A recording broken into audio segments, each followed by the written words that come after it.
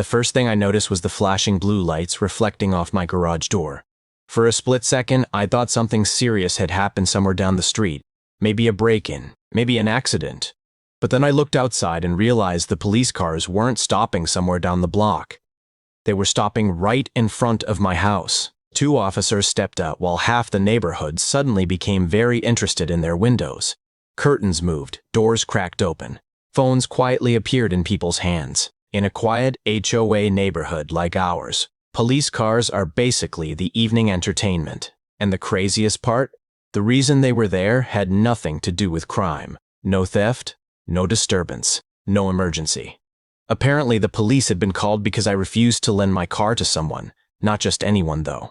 Karen, our neighborhood's self-appointed queen. The woman who carried her HOA clipboard like it was a badge of authority. The one who believed every driveway, lawn, and mailbox somehow fell under her personal command.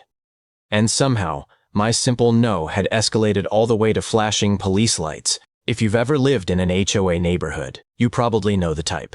There's always that one person who treats the rulebook like a crown, and the rest of us like subjects. In our neighborhood, that person was Karen. Karen wasn't technically the president of the HOA, but you'd never know it by the way she acted. She walked the streets every afternoon with a clipboard tucked under her arm like some kind of suburban sheriff. Sandals slapping the pavement, sunglasses perched on her nose, scanning every driveway and lawn as if she were conducting a military inspection. Can a trash left out too long? Karen noticed. Grass half an inch too tall? Karen noticed. Someone parked a little too close to the curb? Oh, Karen definitely noticed. And she loved the notices. Little warning letters slipped into mailboxes, printed in bold like they were official court documents.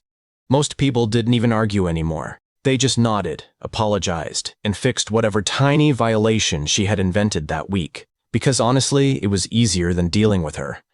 Karen thrived on that. The moment someone pushed back, she'd lean harder, quoting HOA rules like sacred law. In her mind, those rules didn't just organize the neighborhood. They gave her power. The difference was that most people eventually learned to stay quiet. I didn't. That whole situation really started the day I brought the car home. Not just any car, but the one thing I had been quietly working toward for years. A deep, metallic, black Camaro that looked like it had been carved out of shadow and chrome. The kind of car that didn't just sit in a driveway. It owned the space around it. Getting that car wasn't some impulse purchase. I had worked for it. Extra shifts. Skipped trips. More nights eating cheap takeout than I'd like to admit. Every dollar that could be saved went toward that goal. So when I finally turned into my driveway that afternoon, engine humming low and smooth, it felt like a small personal victory. I parked carefully, stepped out, and for a moment just stood there looking at it. You know that quiet kind of pride you feel when something represents years of effort finally paying off? That was the moment. And of course, Karen saw it. I noticed her almost immediately. She had appeared across the street like she'd been summoned by the sound of the engine. Arms folded, visor tilted down, studying the car the way someone might inspect a suspicious package. Then she walked over with that thin, tight smile she used whenever she was pretending to be friendly. "Well," she said slowly, glancing over the Camaro's curbs, "that's quite a flashy car for this neighborhood." It sounded like a compliment. But the tone? Not even close. I laughed it off at the time. But the way she kept staring at that car told me something was already forming in her mind. The next afternoon, Karen showed up at my front door. That alone was unusual. Karen didn't usually visit people unless there was a complaint involved. When I opened the door, she was standing there with a plastic tray of store-bought cookies, the kind you grab last minute at the grocery store. Her smile was wide, but it didn't quite reach her eyes. "Well, hello, neighbor," she said in a syrupy voice. "I just wanted to stop by and welcome your beautiful new vehicle to the community." I leaned against the doorframe, already suspicious. Karen didn't do friendly gestures, not without a reason. She held out the cookies like a peace offering. I took them, thanked her, and waited. Because with Karen, there was always a second act. Sure enough, after a few seconds of awkward small talk about the weather and the neighborhood, she finally said it. "My son has prom next weekend," she explained casually, "and he was hoping to make a memorable entrance. When I saw your car yesterday, I immediately thought how perfect it would be." I blinked. You mean? She nodded like the idea was completely reasonable. You could lend it to him for the evening. For a moment, I genuinely thought she was joking. But she wasn't. I shook my head and said the only answer that made sense. Sorry, Karen, that's not happening. Her smile disappeared instantly like someone flipped a switch. Well, she said sharply, neighbors are supposed to support each other. Refusing a simple request like that shows a real lack of community spirit. I didn't budge, and judging by the glare she gave me before storming off my porch, the war had officially started. Karen didn't come back the next day. Or the day after that. For a brief moment, I almost thought she had accepted the answer and moved on.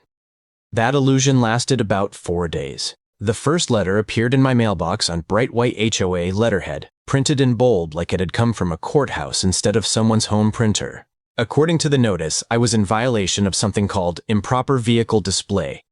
I stood there reading it twice, trying to figure out what that even meant. Apparently, parking my car in my own driveway at a highly visible angle was considered disruptive to the neighborhood aesthetic.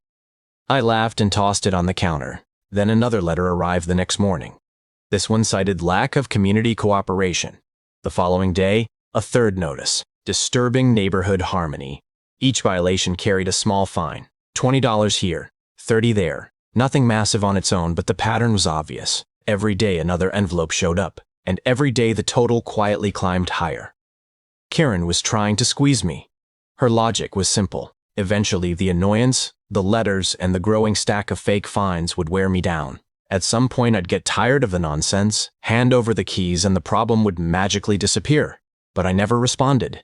Instead, I kept every single letter, neatly stacked, dated, filed away, because deep down, I had a feeling Karen wasn't going to stop at petty paperwork. And when someone like her keeps escalating, sooner or later, they push things far enough that everyone else finally sees it too. The flashing lights outside my house were the final act of Karen's little campaign. By the time I stepped out onto the driveway, she was already standing there with her arms crossed like a general, waiting for backup. The police cruiser doors opened, and 2 officers stepped out while half the neighborhood quietly watched from porches and windows. Karen practically sprinted toward them. Officers, thank goodness you're here, she said, waving her clipboard like it was evidence in a courtroom. This resident has repeatedly refused to comply with HOA authority and has accumulated numerous violations.